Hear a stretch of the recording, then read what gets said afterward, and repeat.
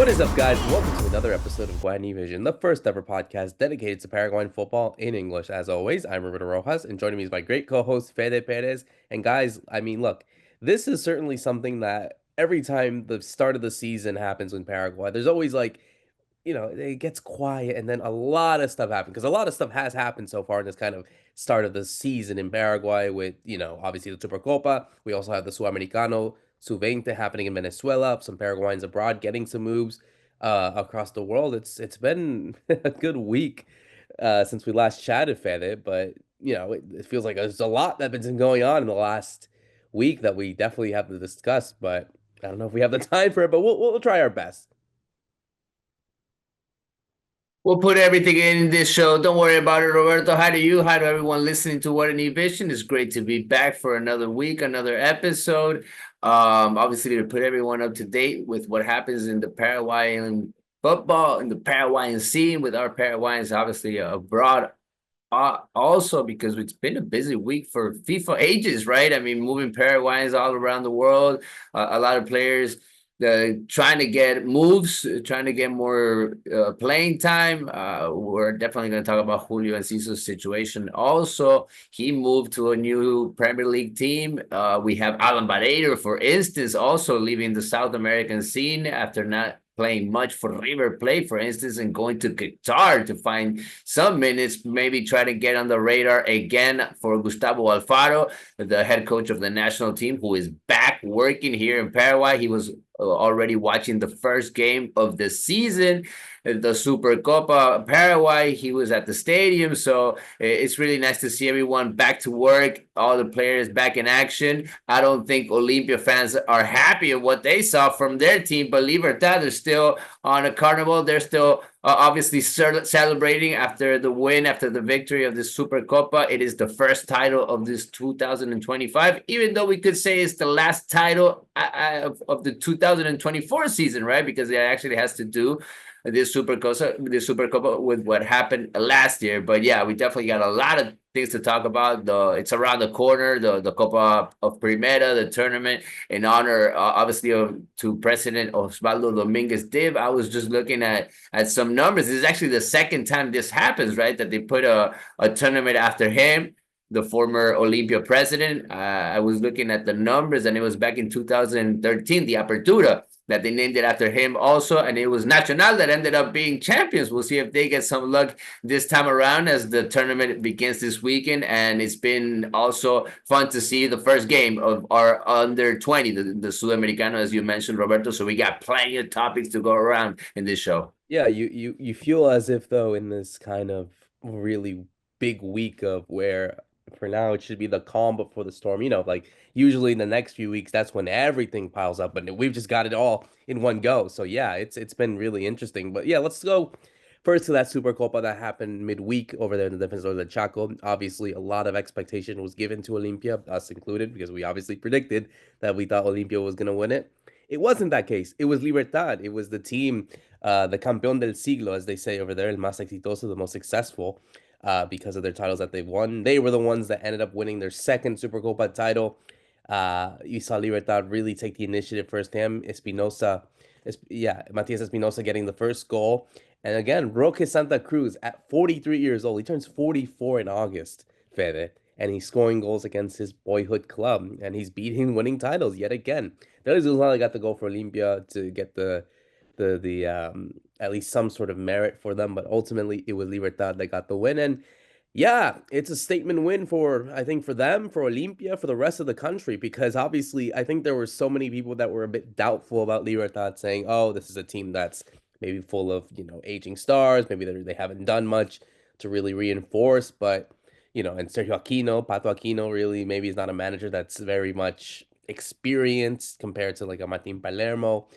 But ultimately, I think that experience, that kind of lack of experience, kind of helped them. And I have to say that for Libertad is certainly something that puts a lot of teams on edge. It's like, oh my God, can they do it again? Can they be successful? That's my first impressions of that. We'll talk about Olimpia in a second, but man, it looks like Libertad, when you doubt them just a little, they come back and try to prove you wrong. They're always winning titles, though, Roberto, right? Every year they've managed a way to snatch one or two titles away from the rest. Obviously, this has been a bargain for Olimpia, for Cerro, which are the teams that usually win absolutely everything in the Paraguayan scene. But no, Libertad has done really well in these last couple of championships. They've been the team to beat. We talked about it, I believe, these last couple of years. And they start off that way again, not recruiting players, letting go of the players that weren't playing that much, especially playing with all Paraguayans. You look at the starting team and they were all Paraguayans. You look at the project that Libertad is trying to build, and they're playing with all players that they build up, that they're bringing from their youth leagues. So you're seeing that there's a transition that Libertad has been going through. And also that's been part of what they've been doing with their new manager also. Just I believe it's 7-8 games, something like that, for Sergio Aquino, Patito Aquino, somebody that when he was a player, he always had that winning mentality, and he's showing the same thing now with this Libertad, being him the coach of this very strong locker room with Roque Santa Cruz, with Takara Cardoso, players that have gone around like Lorenzo Melgarejo, I think was a really good player the other day. He had a fantastic comeback after not playing in over 4 months. He went through a small surgery and he looks like he's back to full health. They're going to definitely need him, as Libertad might let go of a few players still for this year, but they look ready, Roberto. I think I mentioned this last week, that Libertad was going to be rested. They were going to be ready for this challenge. And you look at this squad, and there's players that have the experience all over the place, from the defense with Diego Vieira, who is the leader of that defense, with Campuzano, that also is kind of an experienced player. And when he's healthy, when he's all over the place, that midfield really works. Lucas Sanabria had a fantastic game, 2 assists. He was on both plays that Libertad scored. So really a fantastic game all over the place for Libertad. There weren't really much bad to talk about this team. There is a lot to talk about what Olimpia did wrong, because they really had a lot of mistakes, especially on those goals. So you had a team that had the structure, you had a team that really played really well, and the other team just wasn't up to the task. I do believe that Libertad was up to it, but not Olimpia, Roberto. I think a lot of people were expecting to see something totally different from El Decano. Yeah, there had to be a loser in this game, and the loser needs to get this criticism. So we need to talk about Olimpia, because obviously we didn't see much of Olimpia, of this team that had brought in the new players. Obviously, Roberto Rojas, Dario Benedetto. They weren't really up for the task in this case, right? And that's a bit of a concern for some fans. Yes, it is only just one game, and obviously, I don't think a game like this is going to derail this entire season. But you still got to ask questions. I think you have to definitely ask questions like, okay, what's working? What's not working? Is Derlis Gonzalez still the same guy? Is Rich Ortiz still the same person in midfield? Have they reinforced well? When you look at what they have on their bench, I mean, obviously they have players like Lucas Prato, Antonio Aredo, Marcos Gomez, Ivan Leguizamon, just to name a few. Is it time to give them a chance? There is that sort of doubt, for some players, that maybe you feel for Martin Palermo, that I think he has to be bold in some of his decisions, because, as much as they have really good star names, if those star names aren't really filling up to their potential and they're not doing well, what choice do you have? You really need to make a decision and be like, okay, I can't trust these players, or at least they haven't shown me that they can do it in these type of big games. Because this was a big game, obviously. You're fighting for a trophy. So you fear as if, though, are those the ones that are going to be consistent throughout the entire season when playing Libertadores and other types of games? Can they do that for me? I think that's something that Palermo needs to do.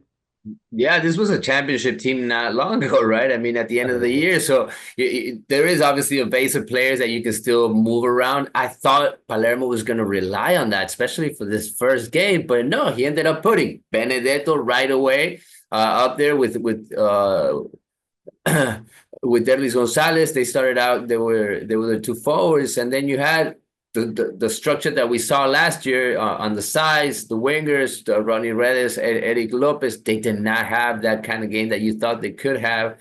They weren't the difference. And in midfield, it was the same midfield. It was Franco alongside Richard Ortiz, the captain of this team. But the team just didn't play the way that they were supposed to play. They didn't have the ball as much as you wanted them to have. And then when the subs came in, it was kind of late, you thought. I thought Palermo took way too much time to put certain players in, like Antonio Barreiro, somebody that was playing against his ex-team, his former team. So that could have been a certain advantage for him. He came in the last 3 minutes. That wasn't the only subs that Palermo made, but at halftime, I thought he was already going to change it up, but he waited up a bit more, and Libertad managed to get a second goal. So they were down two already, and Libertad, with the experienced players that they have, and with the way their coach also managed the game, I thought he did a fantastic job in that sense, of outplaying Olimpia also, and putting them against the ropes, and putting all the nerves in top of them, because really Defensores de Chaco, the stadium, it was all Olimpia. It was 90% to probably just 10% of Libertad fans. So you felt that the fans were on top of Olimpia because they were not performing. And now you look at that defense, which is something that I haven't talked about yet, but I did mention it on the last episode. That was for me the big doubt that I had going forward, because there were a couple of players that Olimpia had to retain or try to maintain for this season. One of them was Gaston Olveira. They really went it all out. They made him sign a new contract.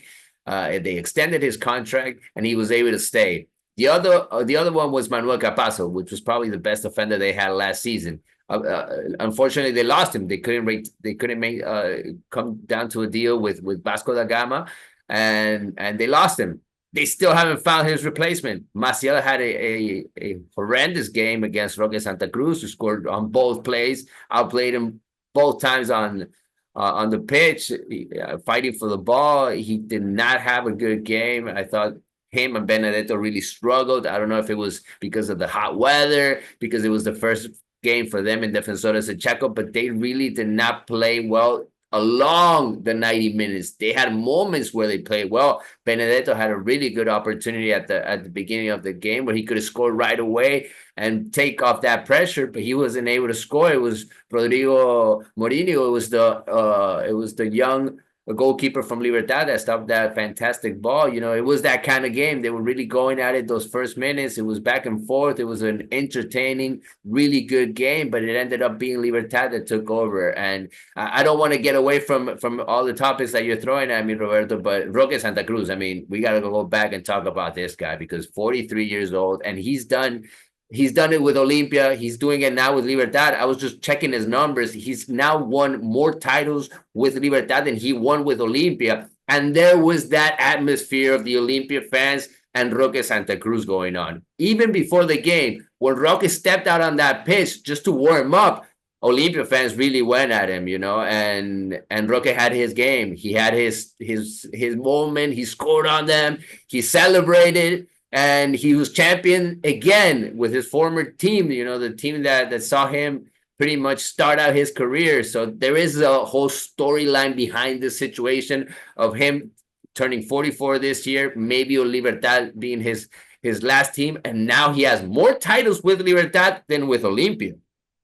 He who laughs last laughs best. And I think that's ultimately what we can say about Roque Santa Cruz, because certainly even with all these doubts about his age, his reliability, him playing at Libertad, Olimpia fans giving him a lot of, stick, obviously trying to, make him feel intimidated. That wasn't the case. And he's still doing it, even at this age of 43. It's going to be interesting to see if he does play a role, because again, I think this Libertad side is obviously full of winning players with a lot of big mentality. You mentioned Libertad with a lot of Paraguayan players, all of them being Paraguayan players, whereas Olimpia, it's a mix of obviously Uruguayans, Argentines, and whatnot. So yeah, it's going to be interesting to see how this really goes in, but I'm confident enough that both these two teams will still fight it out. Of course, Cerro Porteño, they need to as well. It's gonna be interesting to see what they do this weekend in their first game against Guarani, and I think it's a big test. It's a big test ultimately for this entire league. I mean, the fact that Olimpia play Guarani, Cerro play Libertad, so you kind of already got an idea, and I'm sure Cerro is looking at what they saw, like, okay, what we need to do to stop them, because ultimately them playing at home, they need to get on the right foot. I mean, Cedro, the fact that they just released their new jersey, nice jersey, by the way, if people haven't seen it yet, but they need to get a really a good win. And what way to do it against the recent Supercopa champions? Olimpia fans are excited about their team. Libertad fans are now excited about their team for this season after winning the Supercopa. It's up to Cerro Porteño to be up to the task, right? Also for Guarani, I believe, just like you mentioned, they're going to go up against Olimpia in the oldest Clásico that we have here in Paraguay. There's always that tradition behind it, but Guarani also is trying to have a championship team this season as they maintain their coach for another year, Francisco Arce. We talked about him. Ralph mentioned that this is one of the teams also to look out for. I'm mentioning Guarani because I really like the players that they brought. They maintain their players also. So it's going to be a really nice weekend in the Paraguayan League to see if Cerro Porteño can show new players, can show a totally new face. Forget about what happened last season. Forget about what happened last year. Cecilio Dominguez is ready. Iturbe is ready. They're going to start in this team and maybe see a couple of the new faces. Gaston Jimenez has won a spot in the midfield. Ralph really wants to see him in action. This is one of the players that he's mentioned several times. He's back. Well, it's actually the first time that he's going to play in Paraguay, but he's back in South America as he has already played for Vélez Sarsfield. This is one of the new faces that we're going to see. Gatito Fernandez in the goalkeeper position, the goalkeeper for the national team, Gustavo Velasquez, a defender that has done really well in Argentina. He's definitely going to stand out in that defense, but they're going up against a team that has enough, Roberto. Libertad showed that they really not just only have a starting 11, they have players to back up what they are going to try to do this season again, which is just win more titles. So, and Libertad are coming from winning the Supercopa, so they're really the favorites now. They're on the winning seat, and it's up to Cerro Porteño to be really up to the task. I really want to see this match and what happens. Definitely. It's going to be a really interesting weekend. So obviously keep in touch with what's going on. We'll talk about it next week to see what really happened in the first weekend of the Apertura. Also, a tournament that's kicking off or has kicked off already. Yesterday was the South American U20 Championship, the Sudamericano Sub-20 happening in Venezuela. Obviously, Paraguay participated in the first game of the tournament. They took on Peru and really a tight game, Fede. Obviously, Peru getting the lead firstly from Goicoechea, but it was, obviously it was a good response. It was Komet that got a penalty, and then ultimately Luca Komet, the Lanús player, the number 10 on this Paraguay team, he puts in a free kick, another centro cabeza de gol, and it was David Fernandez, the guy who actually came in to replace one of the players that was injured. Obviously, this is something that Ezequiel Gonzalez was his name, the guy from Spain. He comes in to be replaced by David Fernandez, and he's the one that scores the goal. So really a good turnaround by this Paraguay team. Really, I was impressed by ultimately how they were able to respond yet again. The fact that they were down a goal, they were able to respond and get a good comeback. I think the players really look like they're finding their feet in what they work. Yes, it's only one game, and ultimately in a group that I think should be enough for them to qualify from, because they avoid Brazil, they avoid Colombia, Ecuador, Argentina. They're still in a tough group. It's Chile, it's Uruguay, it's Venezuela, the host. So it's going to be tough regardless. But you could say that the win at least was something to really look positive towards. Yeah, I think a lot of people were expecting for us to beat Peru just because of what we're aiming at in this Sudamericano, which is obviously qualify for the World Cup. But first, you got to get through this first stage, right? It looks like an exciting team. I've seen Coach Duscher, the Argentinian, trying to build a very attacking style kind of football. That might give us a Paraguay that scores in probably every game, but might concede a couple of goals also because you have players going forward. You have very attacking kind of players. So we'll see how that translates in every game. But I thought that it wasn't a good first half. It wasn't the team that the coach wanted to see. That's why he changed it up immediately at the beginning of the second half with three important subs that really changed the mood of the team and the way that we were playing in that midfield. And there were a lot of players to follow, obviously, because there are players that are already European, Roberto, which is the case of Diego Leon, somebody that we've talked about before in this show. He recently signed for Manchester United. He made the trip to Europe and came back just in time to join the team. Luca Komet, there's a lot of Argentinian-based players also. that there was a big scouting done by the people from the FA to look for players, and they found a whole bunch in Argentina that wanted to play for the Paraguayan national team. That was one of the big requirements. It wasn't just about being a good player, but it was about wanting to belong and wanting to be here. And they really showed that in this first game. Also, I saw Luca Kamed when he scored, he was pretty much kissing there the jersey, showing that he wants to be here and he's part of this journey, just like everybody else. David Fernandez is a player that we've heard about constantly these last years in the youth leagues. He's always been scoring. He's always been running hot. Hopefully, he has a really good tournament. There's a lot of players to follow. Luca Kamet, what's the difference really in the pitch? He loves to play behind the forwards. He's that typical number 10. He's lefty, so he's definitely one of the players that look like he can be a star in this team in this tournament. Yeah, yeah, definitely. I think it's certainly something that I think for them they need to obviously continue this kind of momentum, and I think getting this win is certainly important. Looking at what happens next, I think it's going to be interesting to see how they continue this kind of momentum heading into the next game. They get their break, actually. They're not playing tomorrow, by the way, at the time of recording, so they get a break. That might be a good thing for them. Then they have to go on 3 consecutive games. They got a Uruguay team. We have to see how they do today against or tomorrow against Chile, a Chile side that beat the host Venezuela.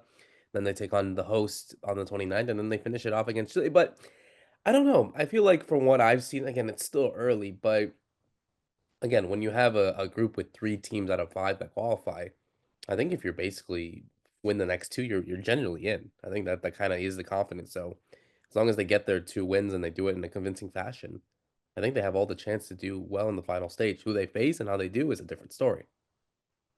Yeah, and you get the feeling that last year everything just turned around, right, for the national team, not only for the senior national team, but for the youth and national teams also. There is that big work of the general coordinator of the youth teams, which is Elvio Pablo Rosso. You're seeing now his work behind it all, behind the scenes, and they're building up really good teams. I really like certain players, and there's going to be a lot to follow during this tournament. I really like our chances, to be honest with you, not only in the group, because I see that Argentina, Brazil on the other group in another situation, they're going to have to battle it out, obviously against Ecuador. Also, that's, I think, a harder task for them. But for us, it's about getting to the latter stages. It's about maintaining our players as healthy as we can. They're going to play pretty much every other day. So it's going to be really hard for them in that sense. It's going to be a very physical kind of week. And we have that kind of team, I believe. For what I saw, this team is really ready. And that physicality that the players that are based in Argentina bring to the squad, I think could be vital, could be key. Has also been a turning point. This is something that we haven't seen before, Roberto, right? So many Argentinian based, so many players that sound more Argentinian than Paraguayan. Yeah, there's always that debate about like if these are the players that we need to bring on the team. But again, if they can put in their effort and try to help them out, come on, come We'll through. just we'll just give them the chipa and make them drink tereré instead of mat, and it's over. The discussion Shouldn't is over. shouldn't take a while. Shouldn't take that long. Obviously seeing some Paraguayans also getting some moves abroad. The big one that we need to talk about is obviously Julio Enciso, because obviously it was confirmed yesterday on his birthday, on his 21st birthday, Julio Enciso will be playing the rest of the season on loan from Ipswich Town, a team that is currently fighting for relegation in the Premier League. Now, I know that we all, and you, Fede, you're definitely passionate about this, about him getting his playing time, that you're not really that much of a fan of the manager, Fabian Hutzler. I think you got your wish in the sense of him getting playing time. He was linked to moves to Atalanta, Borussia Dortmund, Valencia. I think Strasbourg was also interested. Also, some other teams in the Premier League that they wanted to get him, like Man United and Tottenham. But ultimately, he picked the choice that, yeah, it's obviously not the team that maybe would want him to be. Sorry, it's not the team that is trying to go for titles and whatnot. But I think for him, it's a good challenge, because I think for him it could allow him to be a starter or to get significant minutes under Kieran McKenna, who has said that he is a big fan of him. He actually has admitted that he really likes the way that he plays, so he ended up getting his player. But now it's a big task for him to get minutes to be on good form. And yeah, let's see how he convinces that maybe he can give Hertzeller a chance to eat his words and be like, okay, maybe I do need him in the first place. First of all, and I heard this from Julio Enciso. I believe in an interview he made. he made after he signed with Ipswich. He said that he needs to really motivate himself after seeing the kind of teams that were following him, that really wanted him. Because you're looking at Manchester United, you're seeing teams from Germany, teams from Spain. I mean, they were really pushing for him. They really wanted him in his team, but he didn't want to move that far away. He arrived not too long ago to this, United Kingdom kind of life, English lifestyle, and he's gotten settled in there. That's why I believe he wanted to stay there in the Premier League, a league that he also has pretty much learned these last couple of years. So I think this is an advantage for him to end the season in a team where he can actually play and with a coach that wants him. I think that was big. I think that was probably the number one reason he ended up going and picking this team. There is obviously the way this team plays and what they try to do in the pitch. And then there's the reality of the team, the results, and where they are right now. They are fighting for relegation, but they're still going to play against the big teams of the Premier League. Julio is going to play a lot more, and we're just 2 months away from the next game of the national team. And all we just wanted here in Paraguay is to see him play. And seeing him at the bench has been really something that he's been suffering, and people here in Paraguay that want to see him successful have also been kind of suffering, Roberto. So I think this is a big move. Hopefully it's a step back to take two more forward, because obviously Ipswich is a smaller club than Brighton, but he's not going to be there forever. He's only going until the end of the season, and then he can either go back to Brighton, or if he does really well, he might even get, again, offers from big clubs around Europe. Yeah, I don't think him staying at Ipswich Town is going to happen, even if they do try to not get relegated, which again is definitely not out of the reality. If you look at the table, they're definitely in a position to um to obviously try to not get relegated. But yeah, I think that's ultimately kind of a win-win for him. If he does well, then his value increases. Brighton are probably going to try to obviously renew his contract or try to get a new offer, because obviously I think there's like one more year until his contract expires anyway. So they don't want to, they're not going to let him leave for free. So yeah, it puts him in a good position where as long as he's able to ball out, do well, and I think he could. It's a very attacking team. They got some really good attacking players, Amari Hutchinson, Leon Delap. They obviously haven't shown that in the results because, obviously they've been so inconsistent. But, I think if they go on a rally and get some wins, I mean, what bigger test than to be, they got Liverpool on the weekend at Anfield. I mean, imagine that. Julio Enciso running around, Virgil van Dijk and Andy Robinson and Trent Alexander-Arnold. Imagine he pulls out another stunning goal or something like that, like he's done against Chelsea and Man City, gets that big win, and it just kicks off everything. I'm not saying it's going to happen because Liverpool is such a good team, but it could indeed be the case for him of being like, listen, for Julio, I think it's going to be good for him to get those time of, playing time and to do well. It's a shame that we couldn't see him much longer with Diego Gomez. At least we got that kind of moment at Old Trafford with him playing together, the first time that two Paraguayans played in a English football game since 2011. But I think for Diego Gomez as well, I know you're very much reserved about Hurtado, like I said, but he did say something nice the other day about how he likes his intensity, how he's really much, he brings something different, but it's just a case of adapting to the way of Brighton. But I don't know. I feel like maybe you could start to side on him. We have to see him play, of course. He needs to play. But surely he wouldn't say these things if he didn't mean it.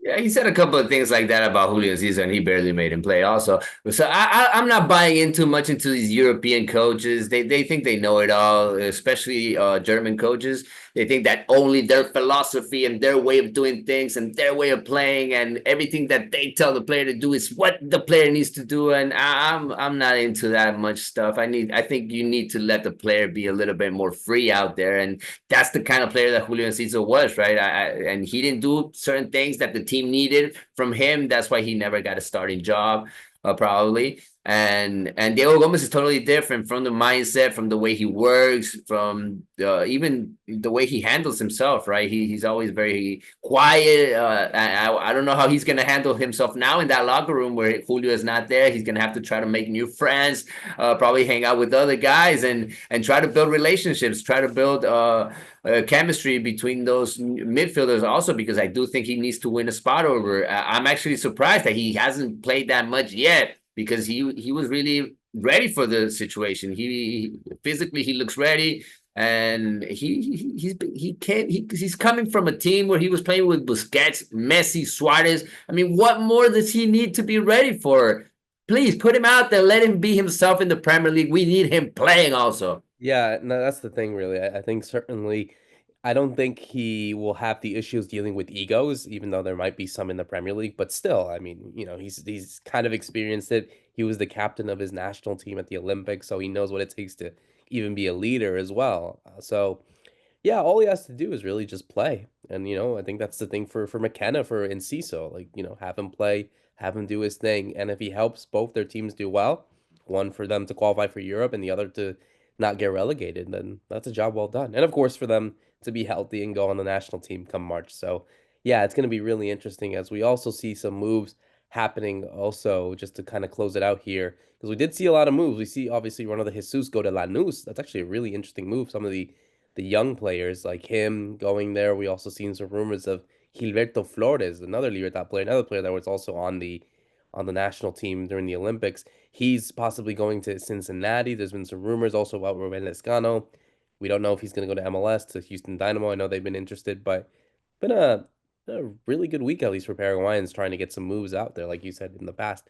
Some agents trying to get some moves for their players. Yeah, it's obviously it has to do a lot with the ages, has to do a lot with what certain clubs are still looking for in certain positions, and that's when the deals happen, right? I mean, especially when you mention a name like Gilberto Flores that was playing in Trinidad last year, and he's coming back on loan to his club, Libertad, where he was probably not going to have a starting place, but now he's going to go to Cincinnati, fight for an opportunity. Maybe he can be a star in that team also, and build a great career in the MLS, like many other Paraguayans have done, Robert. I was just telling you off the air before the show. I mean, we always get every year one, two more Paraguayans in the MLS. Obviously, some have come out of this league, but last season we had a whole bunch. And again, we're putting in one, two. This talks about just how well everyone has done lately. The door is still always open, even for certain players to try to come back, like Atlanta United trying to bring back Miguel Almiron from Newcastle. But for Gilberto Flores, just a center back with just 21 years old. I mean, the career he has ahead of him is just huge. So definitely looking forward to seeing what he can do with Cincinnati as we're getting ready for another MLS season with our Paraguayans. Yeah, it's about to come in fast. Obviously, a lot of Paraguayans playing there, and we'll obviously keep in touch of what's going on there as well as we close out another great episode of Guarani Vision for myself, Roberto Rojas, and Fede Perez. Thank you so much for listening in. See you soon.